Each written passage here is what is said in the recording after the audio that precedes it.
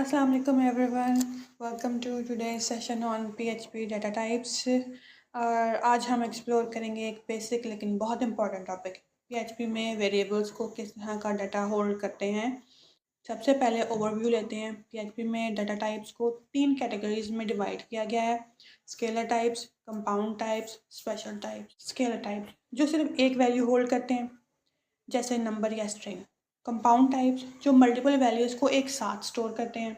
Special type जो special cases handle करते हैं, जैसे नल या एक्सटर्नल रिसोर्सेज। ये क्लासिफिकेशन इसलिए इम्पॉर्टेंट है क्योंकि ये डिफाइन करता है कि हमारा डाटा किस तरह स्टोर और हैंडल होता है। तो स्टार्ट करते हैं पहले स्केलर डाटा टाइप से। ये बेसिक टाइप्स हैं जो सिंगल वैल्यू होल्ड करते हैं। इसमें आते हैं integer, float, string, Boolean.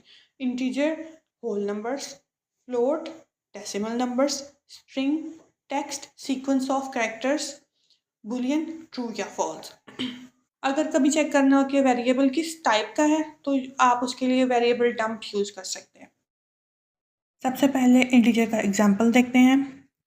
$, year is equal to 2025, echo year, output 2025। Integer use होते हैं जब हमें होल नंबर्स चाहिए हों, जैसे एज, काउंट या आईडीज़। अब बात करते हैं फ्लोट की, जो डेसिमल नंबर्स को रिप्रेजेंट करता है।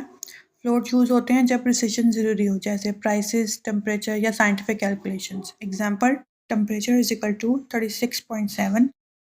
नेक्स्ट है स्ट्रिंग, जो कैरेक्टर्स का सीक्वेंस होता है। एक इम्पॉर्टेंट बात, डबल कोट्स में वेरिएबल्स पार्स हो जाते हैं लेकिन सिंगल कोट्स में नहीं होते।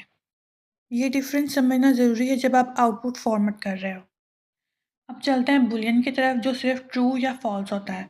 बुलियंस कंडीशंस और लॉजिक कंट्रोल के लिए यूज़ होते हैं। बहुत पावरफुल टूल है। For example, logged in is equal to true, if condition is true, echo welcome back.